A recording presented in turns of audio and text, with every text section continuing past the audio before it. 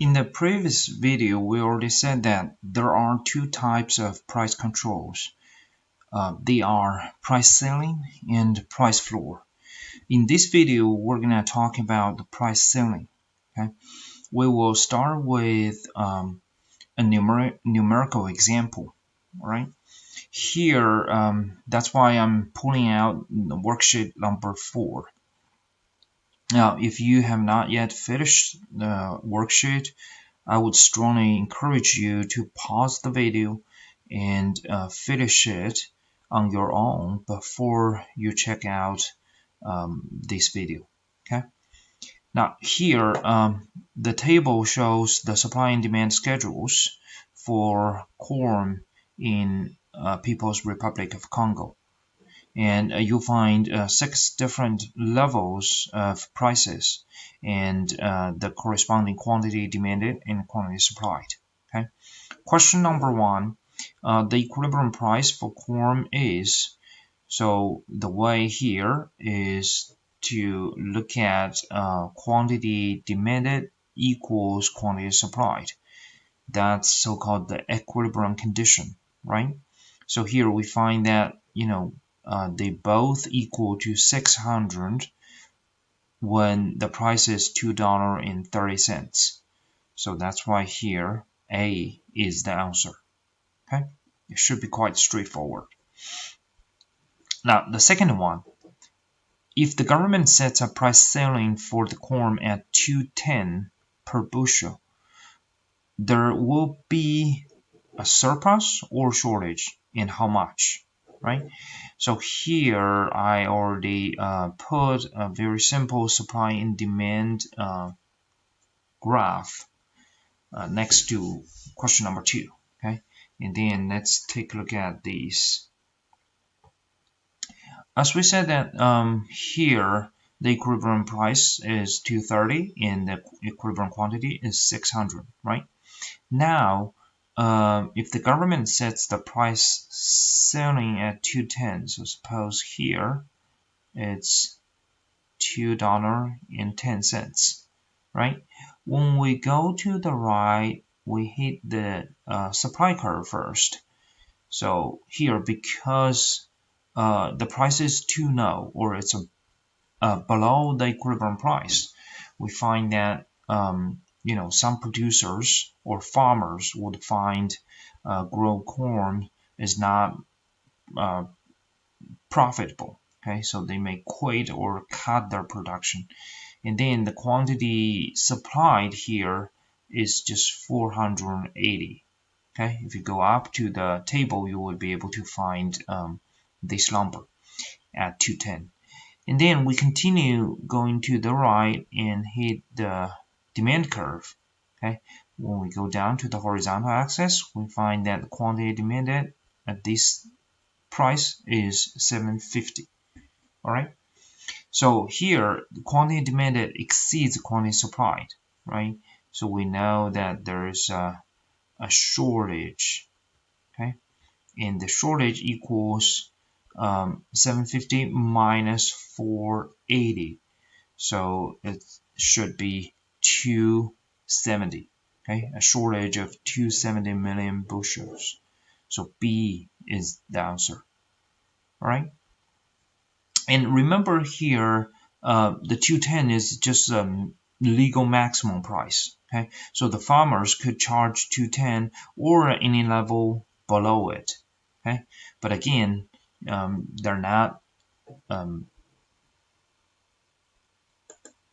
allowed to go above it. Okay, all right, and now let's look at question number 3. If the government sets the price ceiling for the corn at $2.50 per bushel, there will be a shortage or surplus. Now, again, let's go back to this graph in the demand and supply schedule. We find that, when the price is $2.50, the quantity demanded would be 500 and quantity supplied would be 720. So let's put this on the graph. Okay, now it's $2.50. okay, per bushel. And when we go to the right, now we find the price now is above the equilibrium price. So that's why, many buyers would find it's not, the price is too high, okay, or they probably cannot afford it, and then they switch to buy something else. So here the quantity demanded is smaller, okay, and when we keep going to the right, we hit the supply curve. So this is the quantity supplied, okay, and in this case we tend to see that there's a surplus on the market. Is that right? And you probably would say the surplus equals 720 minus, let's see, 500, right? That's the quantity demanded. In other words, some of you would probably say there's a surplus of 220, okay? So it looks like A is the answer. However, we should be careful here. 250 is just a legal maximum price, right? That means 250 and any level below is legal, is achievable. So suppose there is a surplus on the market. As we said back in chapter 4, the farmers produce too much, right? Way more than what the market wants or demands. So some of the farmers, if they already produce the corn, they would like to lower the price so that more people would buy from them. When they start lowering the price, the quantity supplied will go down and quantity demanded will go up, right? Eventually, we find the market will go back to the equilibrium price, okay, 230. In other words, even though you believe there's a surplus on the market will eliminate the surplus very quickly. Okay. In reality, we actually don't believe the market will go up to 250 because once it goes a little bit above 230, for example, $2.32 or $2.35 per bushel, there's going to be a downward pressure, okay, and it's going to drive the market back to 230. So that's why we don't believe that the market price will go all the way up to 250, leading to a surplus of 220. Okay, so in this case, we would find that the market will stay at the equilibrium, okay, this price, and the price would be 230 and the quantity will be 600. That's why here the answer should be D. So this price selling does not have any effect upon the equilibrium price and quantity. Okay. All right. So this case 250 is what we call unbinding price control or unbinding price selling. That means there's no effect. Okay, it's just probably a law or a piece of paper. Okay, nobody really cares about it on the market. Okay, but go back to number 2. This price selling 210, it does have the real effect. So this is so-called binding price control. All right. Okay, and now let's look at question number 4. Okay, suppose the price selling is 210, so it's a binding case. I said in question number 2, who do you think is likely to benefit from such a policy? Put it another way, do you believe the government can help the poor with such a policy? Again, as we said in the previous video, this is the ultimate goal of our discussion in this chapter. Okay? The government always said that they are trying all the means to help the poor. In this case, it will be introduce this price selling on the market. Does that really help the poor? Once again, I would suggest you to pause the video and think about this. Okay, try your best to come up with your own thoughts. Now here I'm just gonna switch back to my PowerPoint slides and continue our discussion. Okay, so we already finished the discussion of the binding and unbinding price ceilings, right? The real-world example would be the food price control in Africa. That's why on the worksheet we said this is a corn market in the People's Republic of the Congo, right? The government really helped the poor. Think about this. Because without price control, there was 600 million bushels of corn available on the market or produced on the market, right? But now there are only 480 million. In other words, there's a reduction of 120 million, uh, when we compare before and after the price controls, right? So that means a lot of people are going to lose their access to the food market.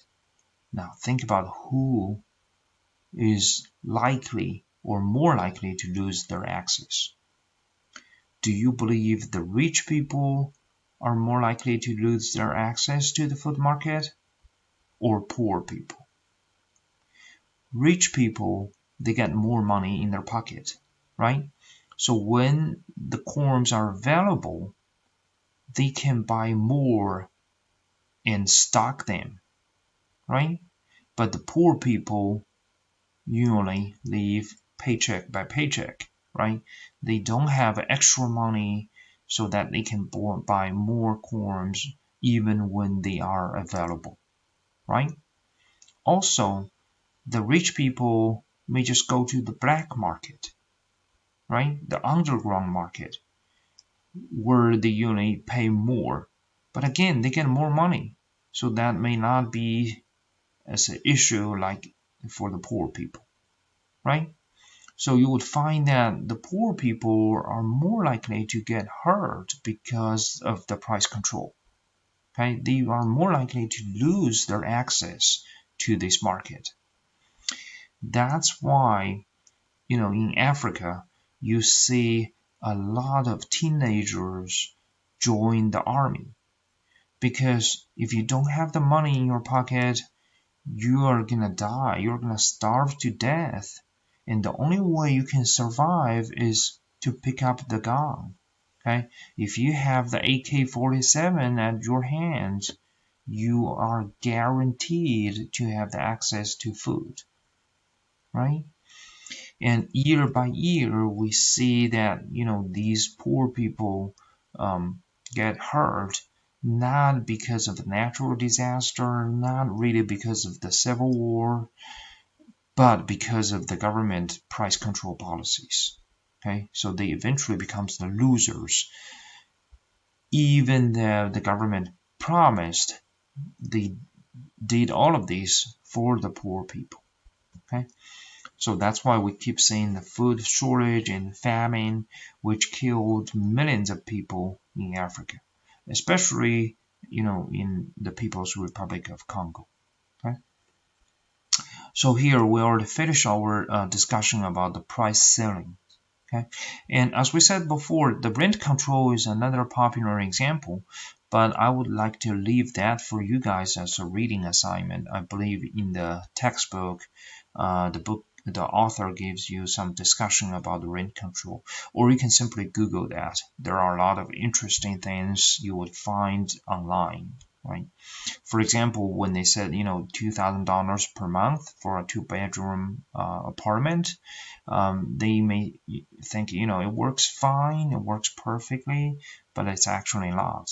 For example, a lot of landlords in New York City, they said, okay, the two-bedroom apartment, it's going to cost you $2,000, but if you want to get the door key of the building, you have to pay extra $500. In other words, people always find ways to get around the policy. Okay? People respond to incentives. Or another common case would be these landlords do not do anything to maintain their apartments. Okay? They're not going to fix anything because they know even with a poor condition, they can still get them rent out. All right?